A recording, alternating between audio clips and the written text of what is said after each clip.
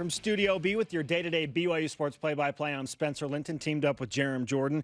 Joining us now via Skype on the Deseret First Credit Union hotline is NFL agent, friend of the program, Evan Brennan, who is working closely with some BYU guys to help them pursue their professional football dreams. Evan, nice to have you back on the show. Thanks for having me on. Look at that thing. I have to admit, one of my favorite things about these quarantine interviews are looking at the mustaches that are being grown. That's amazing. Well, thank you. I appreciate it. What's in better shape, your clients or your mustache? This thing grows quickly. I grew this in about 3 days, so I don't know. That's going to be a close one. That's impressive. 3 days? I'm not even mad. I'm actually impressed. Yeah, that's awesome. Wow. Okay, on to some things almost as important as that mustache. But how has this pandemic affected your life, helping guys like Aleva Hifo and Dayan Ghanwoloku pursue the NFL? Oh, it's done all kinds of things. I've had to play a little bit of NFL scout and run my own pro days. I've had to hire film crews. I've had to sit at my computer and send out video after video. And as normal, take phone call after phone call, just trying to help my guys make sure that the NFL knows every little detail about them and make sure they're in the best possible shape come, a couple weeks when the NFL draft rolls around. How's that process going for you? It's a wild deal. So in Aleva's case, he had a pro day in front of a former NFL scout in Colorado. Shortly after kind of news broke, there wasn't going to be a pro day. And so we had to coordinate, getting that scout out there. They did it essentially in a park right there in Denver. And we had to get people out there to film it. In Dayan's case, he did it in Texas in front of a former NFL scout. We had to fly him down there and make sure the scout was good to go, make sure it was filmed. And then we get the footage back and we email it out. We follow up on it, and I turn into a salesman from there. How is this process perceived in terms of how official it is? You mentioned there's a former NFL scout, in attendance to make sure it's buttoned up. Because there's the NFL Combine, that's the standard, right? You want your guys to get invited. If they don't, you hold your own because there wasn't a BYU Pro Day this year. But like when both your guys run a Aleva Hifo and Dayan Ghanwoloku run a 4.41, is that perceived as like, yes, that was laser time, that's as if he was in Indianapolis? So I was talking with the Titans about this just yesterday, and it's not going to be perceived, no matter what you do, as if the scouts were there. The goal is to get it as close as possible. That's why we use the lasers. We film it from multiple angles. So when we send the footage in, an NFL team can time it themselves. You use a former NFL scout that these teams know and trust. It's never going to replicate the real thing, but the closer you can get, the more and more it's perceived as reality. The teams watch it. I mean, I've had calls from all 32 teams saying, hey, we've watched this. This is really helpful. Thank you so much for at least trying to fill in that bubble for us. Evan Brennan, NFL agent, with us on BYU Sports Nation. He is representing Dayan Ghanwoloku and Aleva Hifo. Evan, I think Dayan, of all of the BYU athletes in this year's draft class, has the best chance to land on a roster. Why or why not, am I wrong? Make a case for Dayan that he belongs in the NFL. I've had a lot of calls on both those guys, but Dayan, man, he's so versatile. The real value for Dayan is on special teams. I've had a couple teams call me and say, hey, this is a guy that we could keep as our, fourth safety. He could run down on punt and kick and make all kinds of tackles. He's very tough. He's a smart player. He obviously tests very well.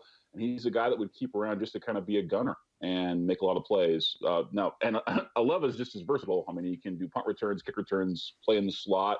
But that's kind of the MO of both these guys is they do a lot of things. They do it well. They're highly athletic, and they're good dudes.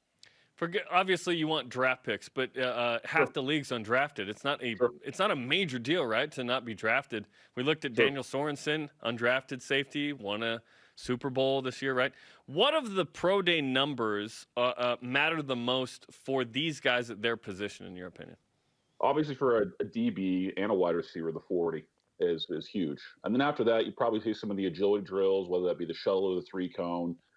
The bench is probably the least important. And somewhere in the middle is obviously the explosion numbers with the broad and vert. Evan Brennan with us on BYU Sports Nation. Okay, I'm going to set you up for Aleva Hifo as well. Gotcha. What are teams interested in when they look at Aleva Hifo in terms of how he can produce and help a team out in the NFL? Finding a guy that can actually be a punt returner is tough to find. And so obviously he can catch the ball and be a great receiver. He can kick return as well. But finding a guy that has experience as a punt returner is hard to find. And Aleva has that. And so he's a guy you keep as kind of the fifth, sixth receiver on a roster, depending on how many you keep, and you use him as a punt returner. And teams have a lot of interest in that. That's hard to find, like I said. It's certainly a unique situation with this draft, which is coming up in 2 weeks. I think we're all excited about the draft because it's a live sporting event of sorts, right, that we can consume as a fan. Certainly it's part of the business angle of this. But can you describe what that's normally like and the rush to that, and I guess how unique you expect it to be when it gets here, given the pandemic? Yeah, I mean, normally it's pretty crazy. To be honest with you, it seems disorganized normally. So this year I expect that disorganization and that, oh, I didn't know that, oh, let's do this kind of thing to be on steroids. So I just expect, my role in filling teams in as to how players are doing, how they fit into their team, getting them medical records, all those kind of things being much more augmented than it ever was before.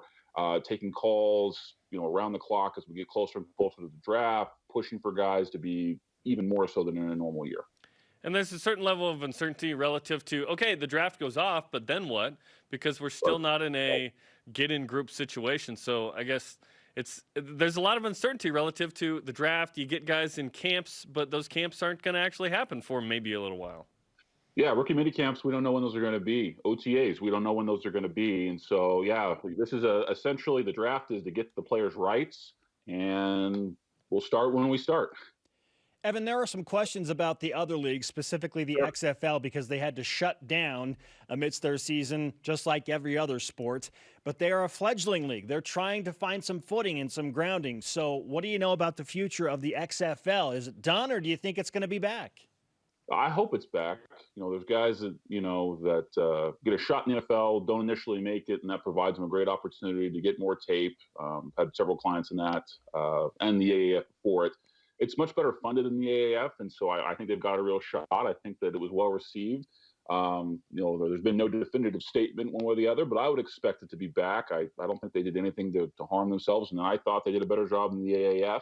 And like I said, much better business plan to weather the storm moving forward. It was kind of a shame that the whole pandemic had to kind of take them out.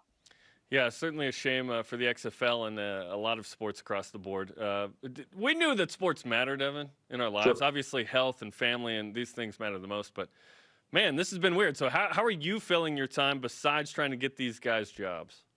Oh, I'm growing this mustache first and foremost. Is one of the things. I've got a little 8-year-old little boy, and he and I like to go outside and play a little baseball.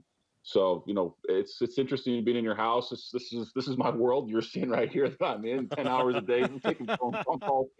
And he, my wife and my son and I, we like to go outside and hike trails and enjoy the beautiful scenery here in Utah when we can. Hey, I like that BYU degree up there. I like that helmet. Yeah, very strategically placed. That looks nice. Know your audience, right? Yeah. I do what I can. I feel like I should call you Officer Brennan right now. I'll try not to break any laws. Do you have a donut around you can be eating while you do this? I just really think it'd add to the ambiance. Evan, it's great to catch up with you. We look forward to what happens for these BYU guys specifically, and we wish you the best. It's fascinating to hear what you're dealing with as the rest of the NFL is just trying to push forward. Now, I will finish with this. In your blue-goggled world, when do you think that football will resume? What does it look like in your eyes? I think football is going to take place with a slight abbreviation. I bet you we start around October 1. Okay. I'd take it right now. I absolutely would. Sign me up. Evan, best of luck. We'll talk to you again soon as we get closer to these guys finding NFL homes. Thanks so much. Appreciate it. Evan Brennan on the Deseret First Credit Union Hotline. Sorry, Officer Brennan on the Deseret First Credit Union Hotline. Deseret First, you know why, we show how. Listen, as someone who has donned a mustache on this program, that thing was like 28 times better than mine. Gosh. Ma'am, we've got the situation under control. Dayan Ghanwoloku is the person you want to put on your team. Coming up.